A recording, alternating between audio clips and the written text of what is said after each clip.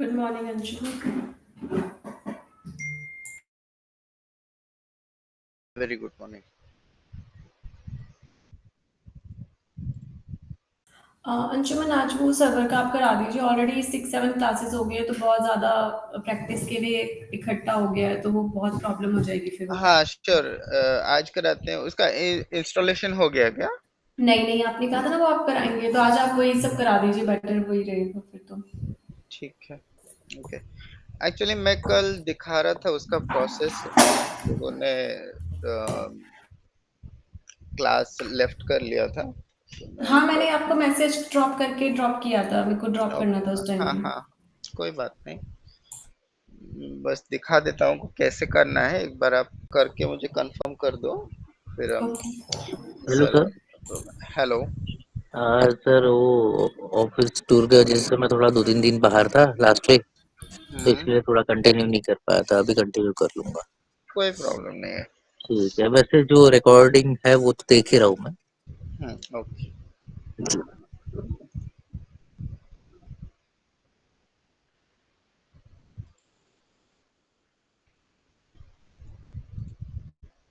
ठीक।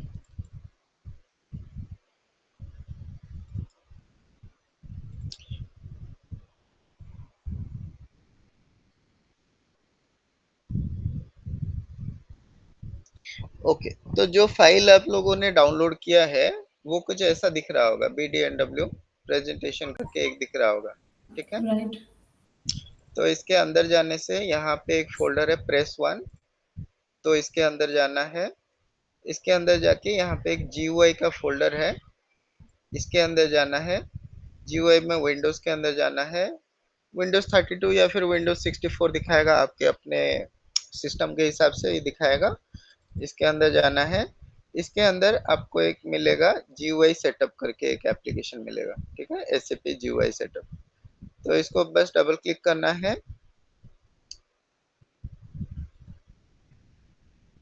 यहाँ पे ऐसा आपको एक फ्रंट एंड इंस्टॉलर करके मिलेगा, तो यहाँ पे नेक्स्ट करना है और बस फर्स्ट वाला सिलेक्शन जो है उसको सिलेक्ट करना है। ठीक है, SAP GUI install, SAP GUI for Windows, इसको फर्स्ट वाला बस सिलेक्ट करना है। सिलेक्ट करके यहाँ पे नेक्स्ट करना है। ठीक है, मेरे सिस्टम में ऑलरेडी अवेलेबल है, इसी के लिए नहीं दिखा रहा है। ठीक है, तो यहाँ पे आपको बस फर्स्ट वाला सिलेक्ट करना है। नेक्स्ट नेक्स्ट दो बार प्रेस करना है, तो वो इंस्टॉल ऑटोमेटिकली हो जाएगा। ठीक है। ओके, हो रहा है इंस्टॉल। मैं कंफर्म करती हूँ आपको जब हो जाएगा। ओके।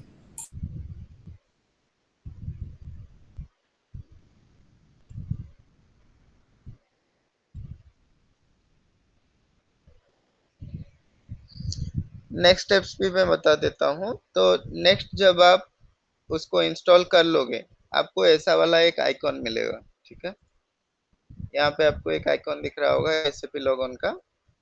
ठीक है, ऐसा वाला एक आइकॉन आपको मिलेगा। तो इसको ओपन करेंगे तो ऐसा एक स्क्रीन आपको दिखेगा। ठीक है, यहाँ पे एक पेज का सिंबल है।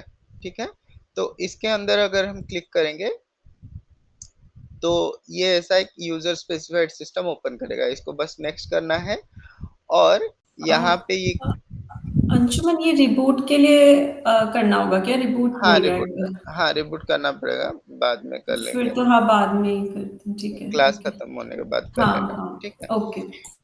और रिबूट करके एक बार ओके हो जाए तो फिर बता देना। नॉर्मली रिबूट के बाद वो सिस्टम वैसा दिखेगा। तो पहले ये वाला जो पेज का बटन आता है उसको क्लिक करना है। उसको क्लिक करने के बाद एक कस्टम एप्लीकेशन सर्वर का ऑप्शन आएगा। दोबारा से दिखा देता हूँ, ये एक यूजर स्पेसिफाइड सिस्टम आएगा। तो इसको नेक्स्ट करने से ऐसा एक कस्टम एप्लीकेशन सर्वर दिखेगा एंड उसके नीचे ये सिस्टम कनेक्शन पैरामीटर्स दिखेगा। तो इसका डिटेल्स में स्क्रीनशॉट भेज दूंगा, उसको मेंटेन करना है और यहाँ पे नेक्स्ट नेक्स्ट करके सेव कर देना है। ठीक है, नेक्स्ट, या तो इसके बाद नेक्स्ट करके फिनिश कर देना है, या फिर नेक्स्ट नेक्स्ट करके वो ऑटोमेटिकली फिनिश के लिए पूछेगा तो फिनिश कर देना है। उसके बाद आपको जाके यहाँ पे यूजर आईडी पे जाके, उसके बाद आपको एक ऐसा वाला सिस्टम दिखेगा। ठीक है, आपने जो नाम दिया होगा वहां पे उसके हिसाब से आपको नाम दिखेगा। तो आप यहाँ पे डबल क्लिक करो और जो यूजर आईडी पासवर्ड दिया गया है सॉरी, यूजर आईडी और पासवर्ड में भेज दूंगा, तो वो यूजर आईडी पासवर्ड से उसको user ID and password and client number जो भी रहेगा, तो वो डाल के आपको लॉग इन करना है। ठीक है, that is the process of SAP installation. ठीक है, वो एक बार आप कंफर्म कर दो कि इंस्टॉलेशन हो गया, फिर मैं आपको सर्वर का डिटेल्स भेजता हूँ। ठीक है,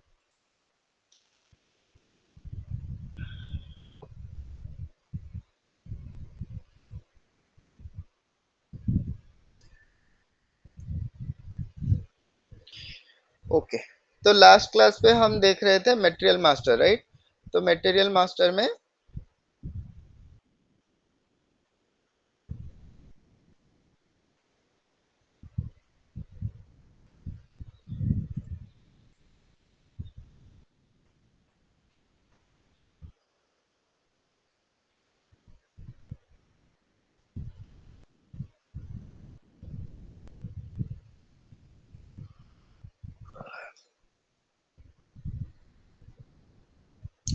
ठीक है, ये मटेरियल नंबर है, यहाँ पे हम डिस्क्रिप्शन डाल देते हैं, ये ऑलरेडी हमने देखा हुआ है।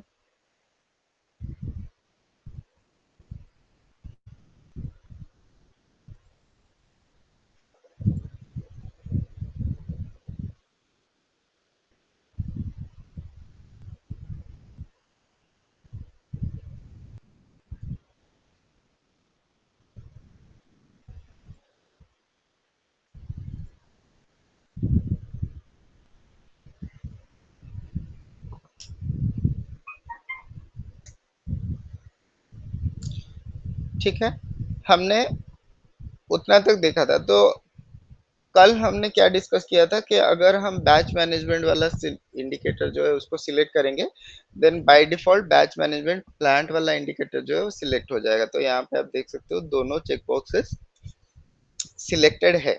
ठीक है, अभी हम plan data and storage data one में। ठीक है, तो यहाँ पे हम मटेरियल को कैसे स्टोर करते हैं उसका जो इंफॉर्मेशन है वो हम यहाँ पे एंटर करेंगे। ठीक है, तो यहाँ पे सबसे पहले जैसे बेस यूनिट ऑफ मेजर यहाँ पे आ रहा है, जो हमारा जनरल बेसिक डेटा वन से कॉपी होके यहाँ पे आ रहा है। यहाँ पे सिमिलरली आपको एक यूनिट ऑफ इशू देखने के लिए मिल रहा है। तो जैसे कि हमने एक ऑर्डर यूनिट देखा था परचेजिंग साइड में कि कैसे हम पर मटेरियल को कैसे ऑर्डर करने वाले हैं या फिर किस यूनिट से ऑर्डर करने वाले हैं, सेम हम यहाँ पे यूनिट ऑफ इशू भी देखेंगे कि कौन से यूनिट पे हम इसको इशू कर रहे हैं। तो जब भी आप मटेरियल परचेज करोगे, उसको स्टोर में रखोगे, देन स्टोर से आपको उसको इशू करोगे डिफरेंट डिफरेंट डिपार्टमेंट को या फिर डिफरेंट काम के, तो आप कौन से यूनिट से उसको इशू करोगे। तो सपोज यहाँ पे सेम हम केजी दे देते हैं। अगर आप यहाँ पे सेम यूनिट यूज कर रहे हो तो आप इसको ना भी दो तो भी चलेगा। ठीक है, अगर आप same base unit of measure जो है आप सेम यूनिट ऑफ इशू रखना चाहते हो, देन आप यहाँ पे ब्लैंक छोड़ सकते हो। सिस्टम बाय डिफॉल्ट इसी को ही कंसिडर करेगा as a unit of issue also. ठीक है, अगर दूसरा कुछ यूनिट है तो आप यहाँ पे दे सकते हो। सपोज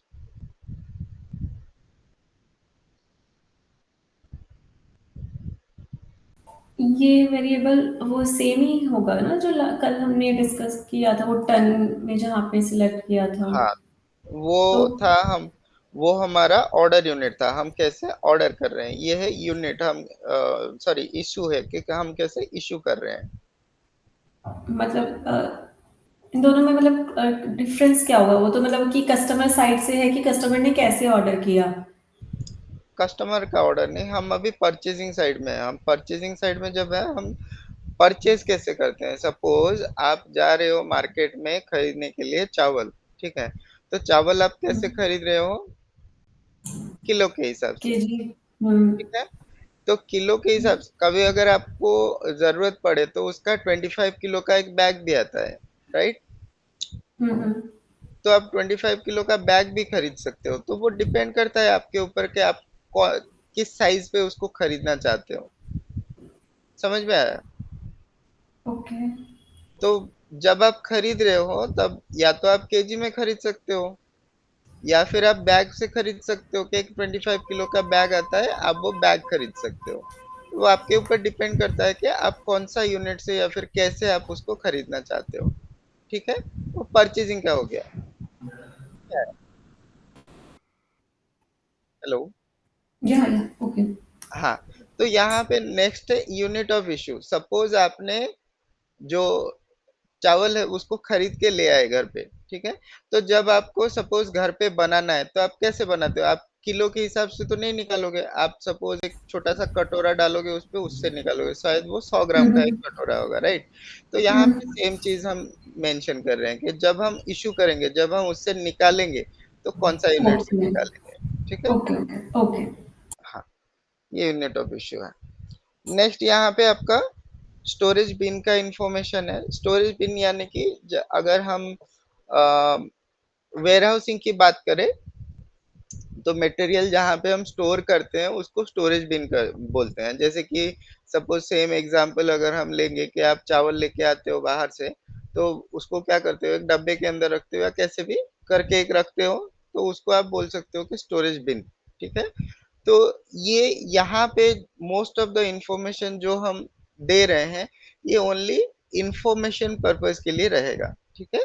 यहाँ पे जैसे मोस्टली ये जो जनरल डेटा का जितना भी आइटम है या फिर जो भी हम अभी डिस्कस करेंगे वो मोस्टली इंफॉर्मेशन पर्पस के लिए रहता है। हमको स्टोरेज लोकेशन के अंदर मटेरियल कैसे मैनेज होता है, कैसे वहां पे स्टोर करते हैं, उसका इंफॉर्मेशन हमको मॉड्यूल पे नहीं आता है, यानी कि मटेरियल मैनेजमेंट साइड पे नहीं आता है। उसी के लिए हमारा स्टोरेज लोकेशन जो है, अगर आपको पहला क्लास याद होगा कि हमने डिस्कस किया था, storage location is the least component of organization structure. अगर हम ऑर्गेनाइजेशन स्ट्रक्चर की बात करेंगे तो जो स्टोरेज लोकेशन है वो सबसे छोटा वाला ऑर्गेनाइजेशन है या फिर सबसे कम वाला ऑर्गेनाइजेशन स्ट्रक्चर है जहां पे हमको डेटा दिखेगा। ओनली स्टोरेज लोकेशन के अंदर हमको मटेरियल कितना स्टोर हुआ है बस वही दिखेगा, ठीक है। कितना मटेरियल है बस वही दिखेगा। कैसे मटेरियल जाके उसके अंदर स्टोर होता है उसका कोई इंफॉर्मेशन हमको नहीं मिलेगा। सपोज वो स्टोरेज बिन के अंदर है या फिर खुला पड़ा हुआ है या फिर कुछ है, तो मटेरियल का ट्रैकिंग हमारा साइड से नहीं होता है। इसी के लिए वेयर हाउसिंग का मॉड्यूल होता है, या तो डब्ल्यूएम या यूडब्ल्यूएम। अगर आपको वेयर हाउस पे मटेरियल को ट्रैक करना है तो उस मॉड्यूल से आप ट्रैक कर सकते हो।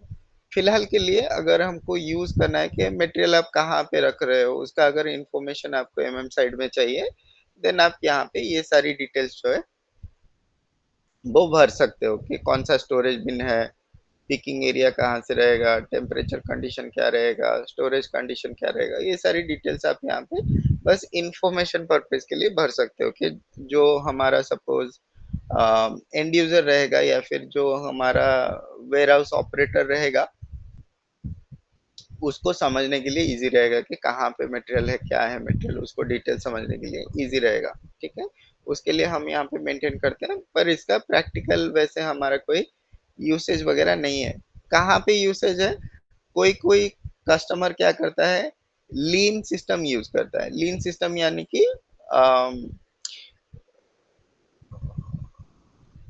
साइड में वो लोग यूज करते हैं, वेयर हाउसिंग का भी कुछ कॉन्सेप्ट्स यूज करते हैं। तो उस केस पे हम ये सारी डिटेल्स पढ़ते हैं, वो हम कभी नेक्स्ट क्लास पे जानेंगे कि क्या होता है लीन सिस्टम एंड ऑल। तो बेसिकली अभी के लिए इतना समझने के लिए ट्राई करो कि यहाँ पे जो इंफॉर्मेशन दिया जा रहा है ये only for the information purpose के लिए दिया जा रहा है। इसका प्रैक्टिकल यूसेज मोस्टली नहीं होता है, साइड में प्रैक्टिकल यूसेज नहीं होता है। अगर आप यहाँ पे स्टोरेज बिन डालोगे तो मोस्टली वो भी नहीं आएगा, तो मोस्टली ये इंफॉर्मेशन पर्पज के लिए दिया जाता है, ओके। तो यहाँ पे स्टोरेज बिन, आप एक स्टोरेज बिन क्रिएट कर सकते हो। कैसे क्रिएट करना है वो हम बाद में देखेंगे। तो यहाँ पे आप स्टोरेज बिन का इंफॉर्मेशन डाल सकते हो। टेम्परेचर कंडीशन, अगर मटेरियल को कोई स्पेसिफिक टेम्परेचर कंडीशन चाहिए, जैसे कि आप सपोज कोई मेडिसिन रखते हो, मेडिसिन को कैसे बताया जाता है कि store at a cool place, उसका कुछ टेम्परेचर रहेगा, सपोज 24 डिग्रीज के बिलो रखना है, ठीक है। तो वैसे आप मटेरियल का अगर कोई टेम्परेचर कंडीशन है तो वो आप मेंटेन कर सकते हो, ठीक है। देन यहाँ पे स्टोरेज कंडीशंस, आप उसको कैसे स्टोर करना चाहते हो। सपोज कोई हैजर्डस मटेरियल है, हैजर्डस यानी कि कोई गैस मटेरियल रहेगा, कोई रेडियो एक्टिव मटेरियल रहेगा, तो उसको अलग से हम स्टोर करते हैं, अलग टाइप का स्टोर करते हैं, तो वो स्टोरेज कंडीशन हम यहाँ पे डिफाइन कर सकते हैं। ठीक है, नेक्स्ट हो गया आपका यहाँ पे कंटेनर रिक्वायरमेंट्स। तो यहाँ पे कौन से टाइप का कंटेनर पे आप रख रहे हो, सपोज कोई लिक्विड टाइप का मटेरियल है उसको बैरल के अंदर डालना है, सपोज कोई छोटा छोटा मटेरियल है उसको बॉक्स के अंदर रखना है, सपोज कोई बड़ा मटेरियल है उसको बाहर खुली जगह पे रखना है, तो वो कंटेनर रिक्वायरमेंट आप यहाँ पे डाल सकते हो। ठीक है, नेक्स्ट अगर वो हैजर्डस मटेरियल है, जैसे कि हमने बोला था कि अगर गैस मटेरियल है, रेडियो एक्टिव मटेरियल है, या फिर कोई दूसरा मटेरियल है, तो अगर वो हैजर्डस मटेरियल है, नॉर्मली मतलब कोई अगर सपोज पॉइंटी मटेरियल भी अगर होता है कि सपोज कोई नोकीला वाला सामान होता है जिससे डेंजर हो सकता है स्टोर करने के लिए, राइट, तो कोई टूल्स वगैरह है तो उसको अलग से स्टोर करेंगे, तो अगर वैसा कुछ मटेरियल है तो उसके लिए हमको हैजर्डस मटेरियल क्रिएट करना पड़ता है। ठीक है, तो उसके लिए हमको हैजर्डस मटेरियल क्रिएट करना पड़ता है, और जो वो हैजर्डस मटेरियल नंबर रहेगा उसको हमको यहाँ पे असाइन करना पड़ता है कि जो मटेरियल है वो हैजर्डस टाइप ऑफ मटेरियल है, यानी कि डेंजरस गुड्स है। ठीक है, तो वो हमको डालना पड़ता है। नेक्स्ट यहाँ पे है फिजिकल इनवॉइस इंडिकेटर। ठीक है, इसका साइकिल काउंटिंग का इंडिकेटर है, तो ये साइकिल काउंटिंग का इंडिकेटर और जो सीसी फिक्स्ड, ये दोनों हमारे फिजिकल इन्वेंट्री में आता है, तो जब हम फिजिकल इन्वेंट्री पे जाएंगे उस टाइम में देखेंगे ये दोनों क्या चीजें हैं। ठीक है, और यहाँ पे आप देख सकते हो बैच मैनेजमेंट का और बैच मैनेजमेंट प्लांट का इंडिकेटर जो है सिलेक्टेड है, तो ये बेसिकली हो गया जनरल डेटा। अभी अगर हम नेक्स्ट पे जाएंगे, this is the most important data, ये आपको बहुत इंपॉर्टेंट है और काफी सारे इश्यूज जो है इसी के रिगार्डिंग आते हैं। ठीक है, ये होता है सेल्फ लाइफ डेटा। तो सेल्फ लाइफ डेटा क्या है, नॉर्मली जब भी आप कोई भी प्रोडक्ट खरीदते हो उस पे कोई वारंटी या गारंटी देता है, राइट, या फिर कोई उसका एक्सपायरी डेट होता है, जैसे आप मेडिसिन खरीदते हो, खाने का सामान खरीदते हो, उस पे एक्सपायरी डेट होता है, वहाँ पे बीबीडी का डेट होता है, बेस्ट बिफोर डेट होता है कि आप कितना दिन के अंदर उसको यूज कर सकते हो। सपोज मेडिसिन है 2 साल का, वहाँ पे 2 साल का वहाँ पे सपोज पीरियड रहता है कि 2 साल के अंदर उसको यूज कर सकते हैं। सेम फूड का रहता है, सपोज 15 दिन के अंदर उसको यूज करना है, 15 दिन, 5 दिन, ऐसा कुछ रहता है, तो वो नॉर्मली उसको हम बोलते हैं सेल्फ लाइफ।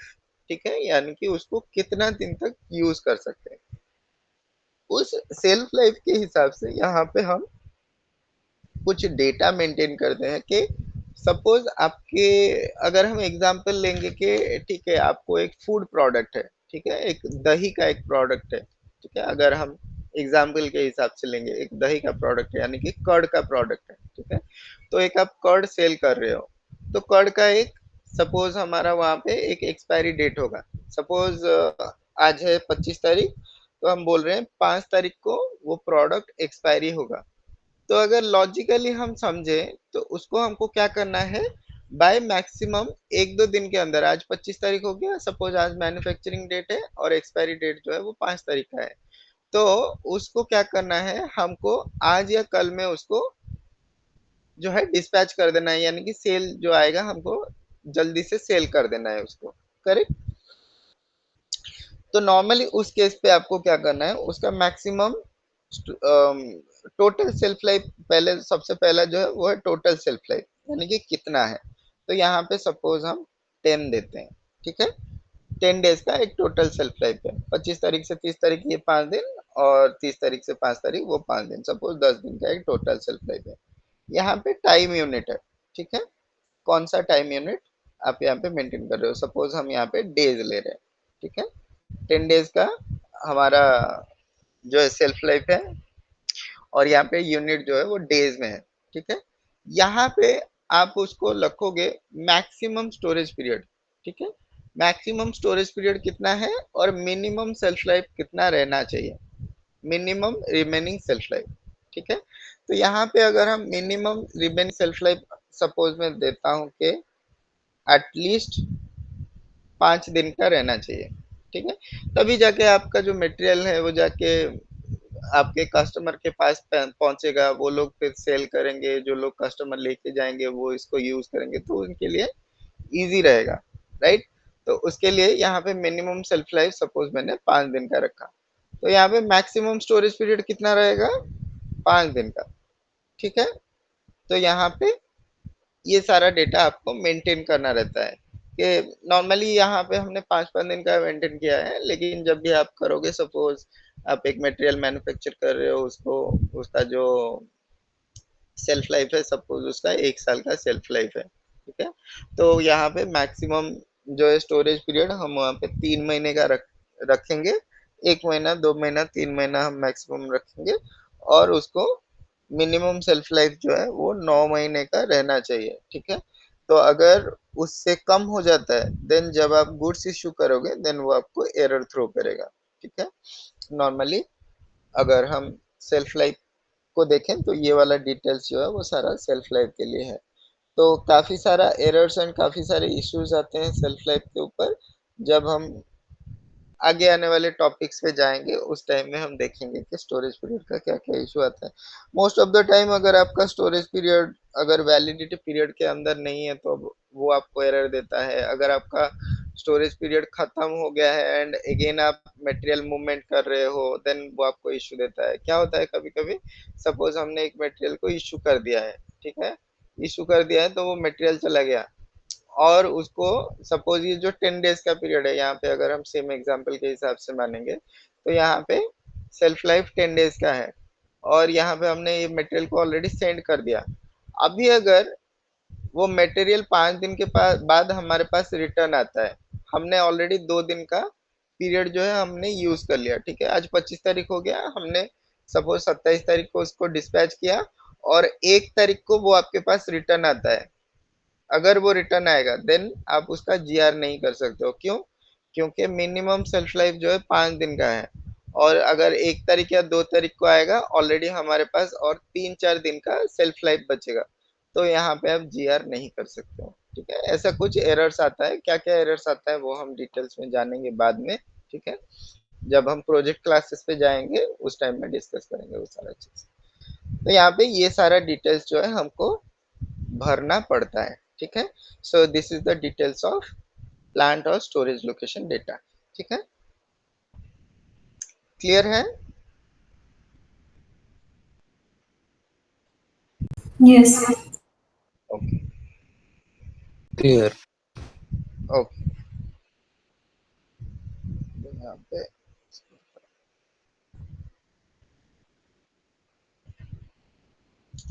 ठीक है। तो यहाँ पे नेक्स्ट जो डेटा है वो है अकाउंटिंग का डेटा, ठीक है। अकाउंटिंग में मोस्ट इम्पोर्टेंट हमको क्या है, हमको एक वैल्यूएशन क्लास डिफाइन करना है, प्राइस कंट्रोल डिफाइन करना है, एंड प्राइस यहाँ पे मेंटेन करना है। इतना जो है हमको इम्पोर्टेंट डेटा यहाँ पे मेंटेन करना है। सबसे पहले समझ लेते हैं वैल्यूएशन क्लास क्या है, ठीक है। वैल्यूएशन क्लास क्या होता है,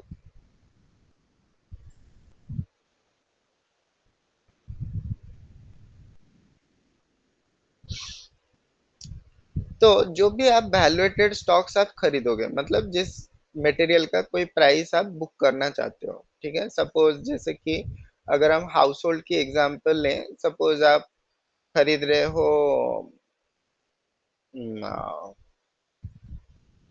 सपोज आप कोई भी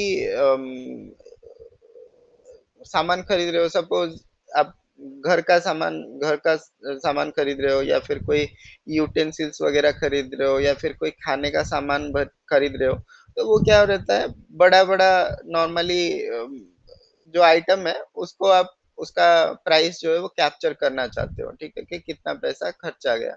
सपोज छोटे मोटे खर्चे भी होते हैं, जैसे 1 2 रुपए वाला खर्चा भी होता है, कि आपने सपोज कहीं पे छोटा छोटा सामान आपने सपोज खरीदा है, ठीक है, तो वो आप मान के चल सकते हो कि जो लीस्ट क्वांटिटी है, या फिर मिनिमम क्वांटिटी है, या फिर नेग्लिजिबल प्राइसिंग का है, ठीक है। तो वैसे हमारे जो बिजनेसेस है, प्लांट्स है, वहां पे भी काफी सारे आइटम्स रहता है जो वैल्यूएटेड स्टॉक रहता है, काफी सारे मटेरियल रहता है जिनको हम नॉन वैल्यूएटेड स्टॉक भी यूज करते हैं। जैसे कि काफी सारे टाइम में आप प्लांट्स के अंदर सपोज हम सेफ्टी इंस्ट्रूमेंट्स यूज करते हैं, कौन से टाइप का सेफ्टी इंस्ट्रूमेंट? सपोज आप सेफ्टी इंस्ट्रूमेंट यानी कि जो वो ईयर प्लग एक आता है, अगर प्लांट के अंदर बोलेंगे, एक ईयर प्लग आता है, एक सेफ्टी ग्लोव्स आता है, एक आपके लिए सेफ्टी गॉगल्स आता है, या फिर अभी के लिए अगर हम माने कोविड के बाद से आप लोगों को मास्क मिलता है, तो ये सारे नॉन वैल्यूएटेड मटेरियल है, ठीक है, क्योंकि हम इसका वैल्यू जो है उसको कहीं पे कैप्चर नहीं करते हैं। एक पेनी स्टॉक, एक सॉरी एक पेनी या फिर एक उसको क्या बोलते हैं, एक हमारा अकाउंट नंबर होता है जो ये सारे मिनिमम पेटी कैश का अकाउंट बोलते हैं उसको के, तो पेटी कैश का अकाउंट का एक जीएल अकाउंट रहता है, हम उसके अंदर उसको बुक करते हैं। क्या जीएल अकाउंट होता है, कैसा होता है, हम बाद में देखेंगे, ठीक है। अभी के लिए जो भी वैल्यूएटेड मटेरियल हम खरीदेंगे, सपोज आप एक्स वाई जेड कुछ भी मटेरियल खरीद रहे हो, सपोज आप स्टील का रॉड खरीद रहे हो, स्टील का आइटम खरीद रहे हो, स्टील का यूटेंसिल खरीद रहे हो, कुछ भी आइटम आप खरीद रहे हो और वो वैल्यूएटेड स्टॉक है, यानी कि उसका आपको पैसे भी पे करना है, और वो पैसे आपको एक जगह पे आपको वो मेंशन भी करना है कि आपने किस चीज के लिए ये पैसे खर्चे किए हैं, यानी कि कौन से हेड में वो अमाउंट जो है वो जाएगा। उस केस पे आपका क्या होता है, जब आप मटेरियल क्रिएट करते हो तो मटेरियल को एक हेड के अगेंस्ट में, यानी कि एक पर्टिकुलर डिपार्टमेंट के अगेंस्ट में उसका प्राइस बुक करना पड़ता है, ठीक है। तो वो डिपार्टमेंट बुक करने के लिए हमको वैल्यूएशन क्लासेस की जरूरत है, ठीक है। तो वैल्यूएशन क्लास, सबसे पहले आप ये समझो, valuation class is the first integration point between the MM and FI, ठीक है। मटेरियल मैनेजमेंट एंड फाइनेंसिंग के लिए ये पहला इंटीग्रेशन पॉइंट है, जहाँ पे हम मटेरियल परचेज करते हैं और वैल्यूएशन क्लास के थ्रू मटेरियल का प्राइस जो है वो बुक होता है। प्राइस कहाँ पे जाएगा? प्राइस फाइनेंस साइड के लिए रहता है। तो जो भी आप मटेरियल यूज करोगे उसके अगेंस्ट में एक वैल्यूएशन क्लासेस रहेगा, वो वैल्यूएशन क्लास के थ्रू जो भी जीएल अकाउंट है वो ट्रिगर होगा। कैसे ट्रिगर होगा वो बात क्या बात है, हम बाद में जानेंगे उसको। लेकिन ये सबसे पहला है कि जब भी आप कोई भी मटेरियल खरीद रहे हो, वैल्यूएटेड स्टॉक खरीद रहे हो, तो वो मटेरियल को क्या करेगा, आपको अलाउ करेगा एक जीएल अकाउंट के अगेंस्ट में, एक जीएल अकाउंट के अगेंस्ट में उसका प्राइस पोस्ट करने के लिए। तो सपोज मैंने एक मटेरियल खरीदा 10 रुपए का, तो उसको मुझे एक जीएल अकाउंट के अगेंस्ट में उसका प्राइस शो करने के लिए मुझे ऑप्शन मिलेगा, ठीक है। समझ में आया?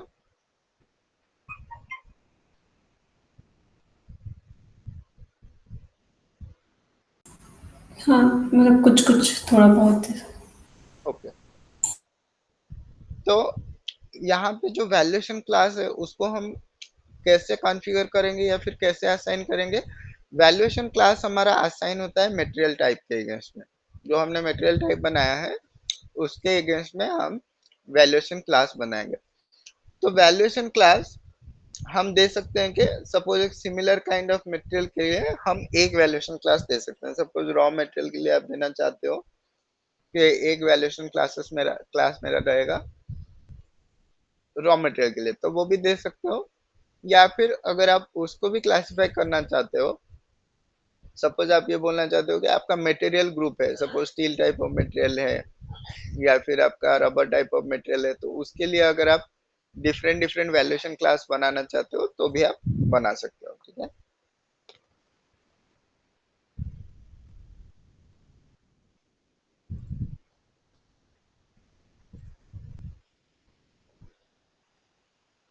तो अभी हम देखते हैं कि वैल्यूएशन क्लास कैसे बना सकते हैं, ठीक है।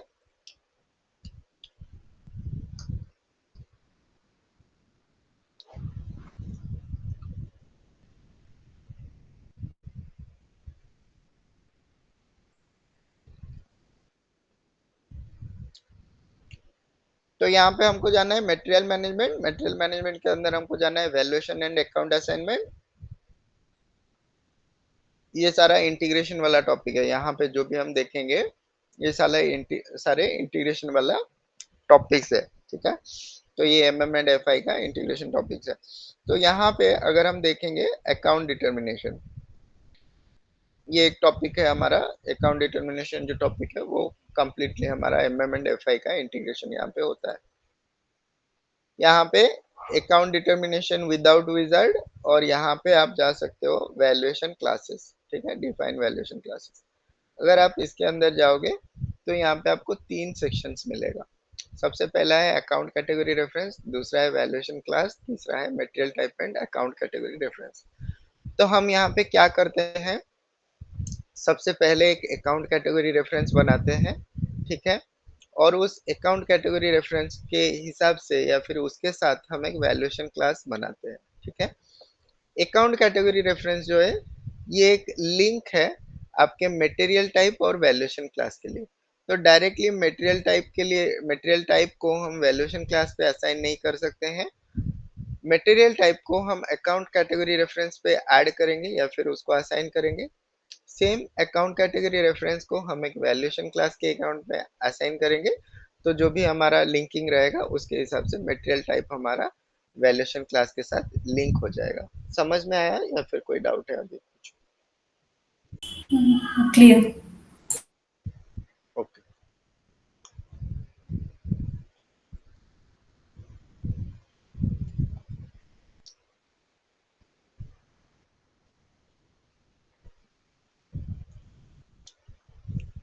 Okay.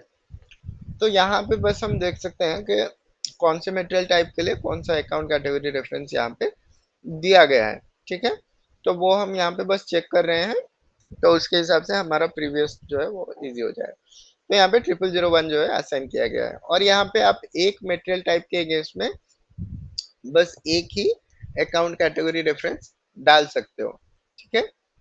one material type can be assigned to one account category reference, but one account category reference can be assigned to multiple material types, okay। जैसे कि यहाँ पे 0001 जो है वो काफी सारे मटेरियल टाइप के अगेंस्ट में यहाँ पे असाइन किया गया है, ROH1, ROHF, ये सारे अगेंस्ट में अकाउंट कैटेगरी रेफरेंस एक ही डाला गया है। लेकिन यहाँ पे ROH के लिए दो अकाउंट कैटेगरी रेफरेंस नहीं रह सकते, एक ही रहेगा, ठीक है। समझ में आ रहा है? यस।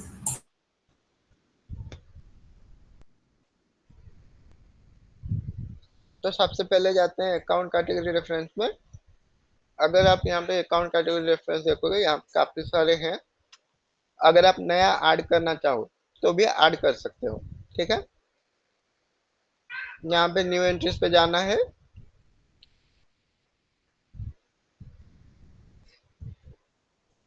सपोज मैं IT10 दे रहा हूँ,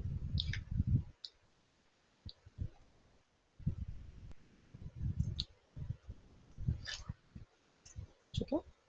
ये मैंने एक नया क्रिएट कर लिया, इसको सेव कर लेते हैं। हमारा अकाउंट कैटेगरी रेफरेंस बन गया। अभी हम बैक चलते हैं। यहाँ पे आप देख सकते हो हमारा वाला क्रिएट हो गया है। बैक जाते हैं, देन हम जाएंगे वैल्यूएशन क्लास के अंदर।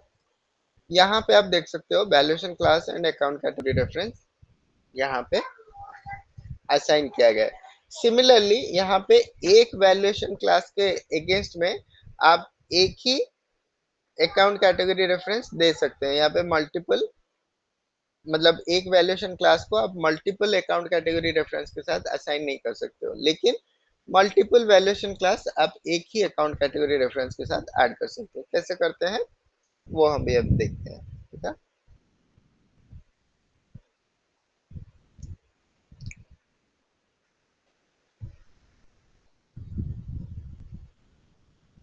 न्यू एंट्रीज पे जाते हैं, वैल्यूएशन क्लास सपोज हम यहाँ पे IT01 देते हैं, और यहाँ पे अकाउंट कैटेगरी रेफरेंस IT10 देते हैं जो हमने क्रिएट किया है, ठीक है। और यहाँ पे आप डिस्क्रिप्शन दे सकते हो कि स्टील मटेरियल, ठीक है। आप यहाँ पे दे सकते हो स्टील टाइप ऑफ मटेरियल है। यहाँ पे सपोज आप दे सकते हो IT02। हम different different valuation class create कर रहे हैं, और यहाँ पे हम सपोज दे रहे हैं कि IT10, और हम यहाँ पे दे रहे हैं,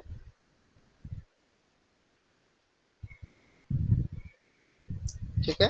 हम ऐसे दे रहे हैं। अभी अगर जैसे मैंने आपको बोला था, एक वैल्यूएशन क्लास को आप मल्टीपल अकाउंट कैटेगरी रेफरेंस के साथ ऐड नहीं कर सकते। सपोज अभी मैं यहाँ पे दोबारा से ओके IT02, सपोज मैं यहाँ पे IT01 को अभी मैं दूसरे अकाउंट कैटेगरी रेफरेंस 0001 के एजेंट्स में अगर मैं डालूंगा, अगर आप एंटर करोगे आपको एरर दिखा रहा है, entry already exist with the same की, तो ये आपको एंटर करने के लिए नहीं देगा इसको।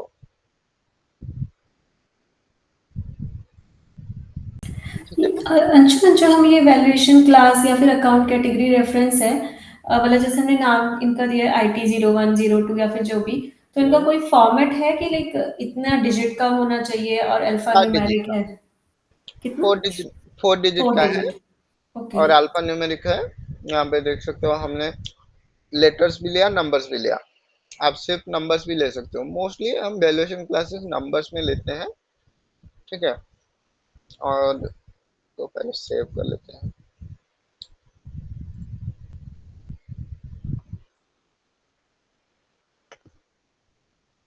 मोस्टली आपका जो वैल्यूएशन क्लासेस आएगा वो नंबर्स में आएगा, जैसे यहाँ पे 3000 है, 4000 है, 7900, ये बाय डिफॉल्ट आता है। ठीक है, तो ये वाला सारे वैल्यूएशन क्लासेस हैं। तो हमने अपना IT10 लिया है, IT01 एंड 02 लिया है। अभी अगर हम नेक्स्ट में जाएंगे, material type and account category reference, यहाँ पे सपोज हम जाते हैं ROH मटेरियल के अंदर। ROH पे अभी अकाउंट कैटेगरी रेफरेंस जो है वो 0001 है। अभी हम इसको IT10 कर लेते हैं। ठीक है, चेंज हम कर सकते हैं। तो यहाँ पे हमने दे दिया, तो यहाँ पे अकाउंट कैटेगरी रेफरेंस ITC करके आ गया। तो इसका मतलब क्या है, ROH का मटेरियल जो है IT10 के साथ असाइन हो गया है। IT10 का जो अकाउंट कैटेगरी रेफरेंस है उसके अंडर हमने दो वैल्यूएशन क्लास बनाया है, IT01 एंड IT02। नाउ अभी ये मटेरियल टाइप के लिए हम जो भी मटेरियल क्रिएट करेंगे उसके लिए वो अलाउ करेगा बस वही दो वैल्यूएशन क्लास, एक है IT01, एक है IT02, वही दोनों अलाउ करेगा या फिर शो करेगा। तो हम इसको सेव कर लेते हैं। समझ में आया इतना कैसे वैल्यूएशन क्लास बनाते हैं? या ठीक है, प्रैक्टिस करो एक दो बार, फिर समझ में भी आ जाएगा। ठीक है,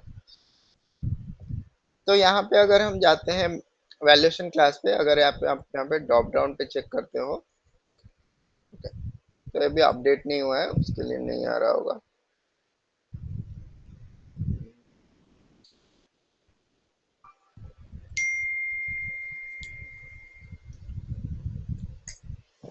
कभी कभी डेटा जो है वो अपडेट नहीं होता है, तो उसके लिए नहीं आता है। ठीक है,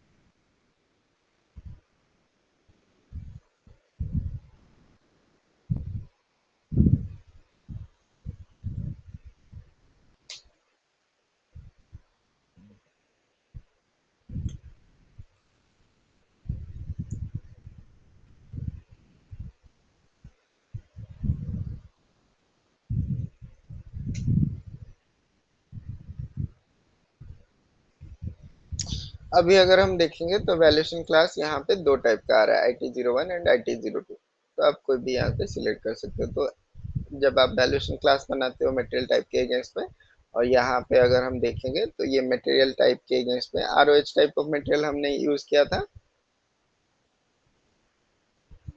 यहाँ पे आप इंफॉर्मेशन पे जाके देख सकते हो।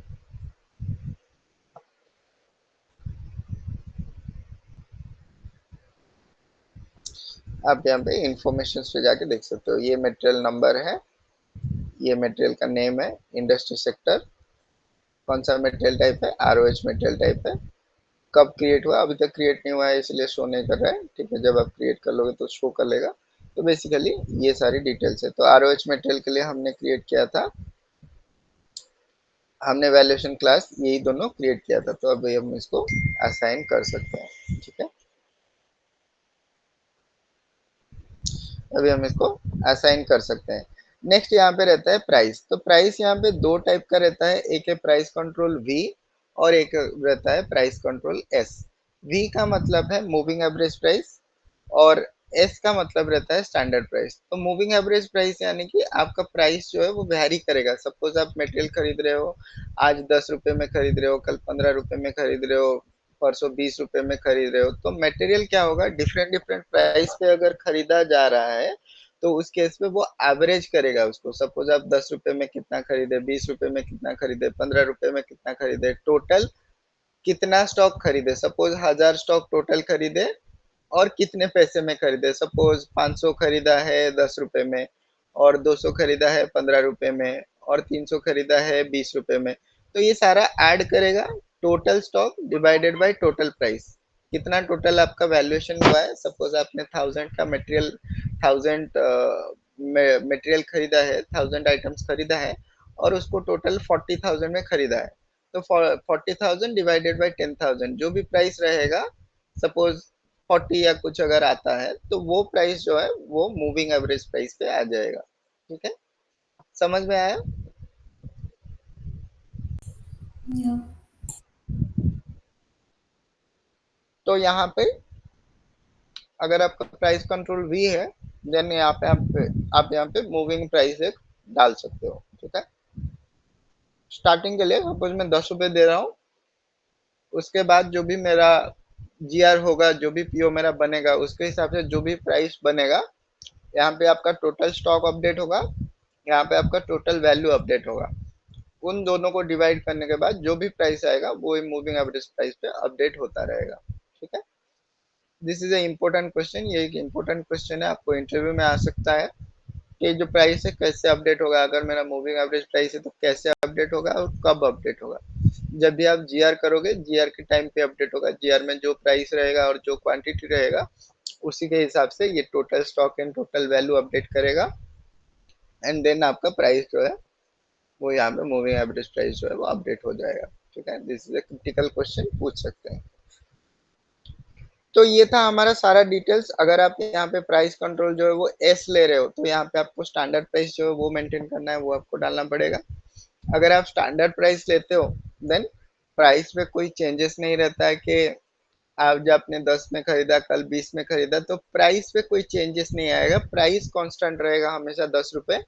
अगर आप ज्यादा पैसे दे के खरीदे हो, देन आप उसको लॉस क्लेम कर सकते हो।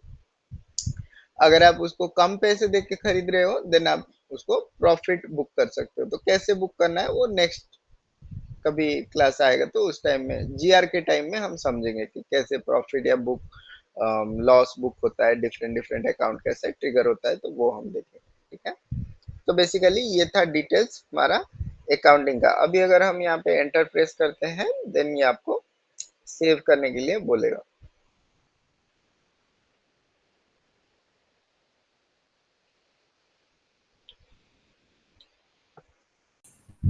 और अंशुमन वो इंस्टॉल हो गया है सीपी वाला। Okay fine.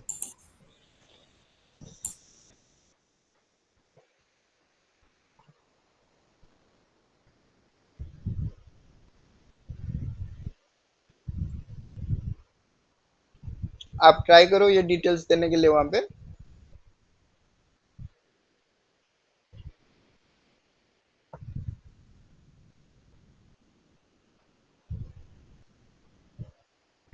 डिस्क्रिप्शन आप कुछ भी ले सकते हो।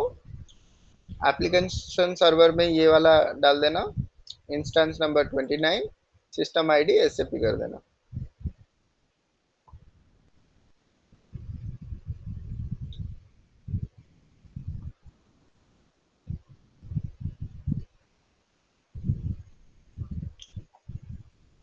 उसके बाद में नेक्स्ट स्क्रीन पे आया है सिक्योर नेटवर्क सेटिंग्स। कोई नहीं, नेक्स्ट कर दो। ओके, तो उसमें नेटवर्क सेटिंग में कि हाई स्पीड कनेक्शन वाला रेडियो बटन सिलेक्टेड है, दैट्स हाँ इट राइट। ठीक है, कोई बात नहीं, नेक्स्ट ठीक है करके देन बस फिनिश कर दो। फिनिश। हाँ। ओके। ठीक है, हाँ। ओके। तो मैं आपको यूजर आईडी एंड पासवर्ड भेजता हूँ, तो आप उससे लॉग इन ओके, कर सकते हो, ठीक है। ठीक है। ओके, सो हमारा यहाँ पे मटेरियल जो है वो क्रिएट हो गया है। यहाँ पे आप नीचे देख सकते हो मटेरियल दिस नंबर क्रिएटेड। तो मटेरियल मास्टर हमारा क्रिएट हो गया है। तो ये बेसिकली प्रोसेस है मटेरियल मास्टर क्रिएट करने का। जब भी आप मटेरियल मास्टर क्रिएट करना चाहो तो इसी वे में ये सारी डिटेल्स भर के मिनिमम में आप क्रिएट कर सकते हो। जब आप रियल टाइम सिस्टम में जाओगे, काफी सारा डेटा रहता है, हर किसी को अपना डिपार्टमेंट वाला डेटा भरना रहता है। जैसे कि अगर हमको परचेजिंग वाला देखना है तो हम परचेजिंग में डाल सकते हैं। अगर आप वेयर हाउसिंग के लिए कोई डेटा है तो वेयर हाउस वाले उसको मेंटेन कर सकते हैं। ओके, नॉर्मली एक मास्टर डेटा टीम रहता है, वो सारा कुछ मैनेज करता है मटेरियल मास्टर अपलोड के लिए, मटेरियल मास्टर बनाने के लिए। हमको सिर्फ प्राइमरी टाइम में कौन सा डेटा हमको चाहिए उसका एक फॉर्मेट बना के देना पड़ता है। जो हमारा माइग्रेशन कॉकपिट है, तो माइग्रेशन कॉकपिट से हमको देखना पड़ता है कि क्या डेटा है, क्या मेंटेन करना चाहते हैं। अगर एमडीएम टीम नहीं है या फिर कोई आपको बोलता है कि एज अ एमएम कंसल्टेंट आपको ये हमको बना के देना है, फॉर्मेट बना के देना है, तब आप बना सकते हो। नहीं तो मोस्टली ये वाला काम जो है मोस्टली एमडीएम टीम वाले खुद कर लेते हैं, क्लाइंट से देख के या फिर क्लाइंट से मैनेज करके वो लोग डायरेक्टली ये वाले डेटा ले लेते हैं, ठीक है। तो this is the responsibility for MDM people to maintain the data और to create the material and all, ठीक है। और अगर एमडीएम टीम नहीं है तो फिर वो फॉर्मेट क्या रहेगा वो? फॉर्मेट वहाँ पे एक आपका माइग्रेशन कॉकपिट एक होता है। तो माइग्रेशन कॉकपिट पे हर टाइप के जो भी आपके, सपोज आपको मटेरियल मास्टर बनाना है, वेंडर मास्टर बनाना है या फिर बिजनेस पार्टनर बनाना है, तो उसके लिए एक सैंपल फॉर्मेट वहाँ पे होता है। उसको आपको डाउनलोड करके यूजर को देना है और यूजर को समझाना है कि क्या क्या डेटा आपको चाहिए, क्या क्या डेटा मेंटेन करना है। तो वो उसके हिसाब से डेटा मेंटेन करके वो फुल फिल करके आपको देते हैं। फिर वो डेटा आपको अपलोड करना रहता है।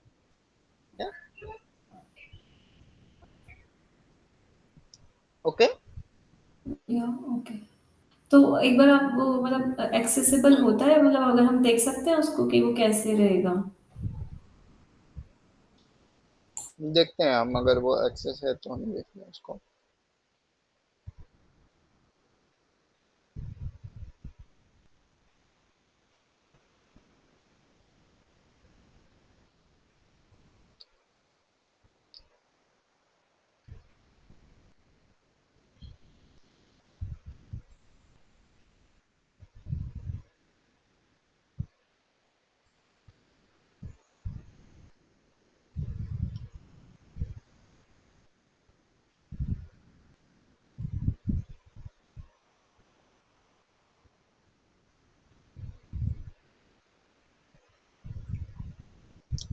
देखते हैं हम उसको, माइग्रेशन कॉकपिट अगर अवेलेबल रहेगा तो फिर हम देखेंगे उसको, ठीक है। तो वो सारी चीजें आप अम, वो सारी चीजें हम देखेंगे जब हम प्रोजेक्ट क्लासेस पे जाएंगे। उस टाइम में हम देखते हैं प्रोजेक्ट रिलेटेड एक्टिविटी जो भी है वो हम प्रोजेक्ट टाइम पे देखेंगे, ठीक है।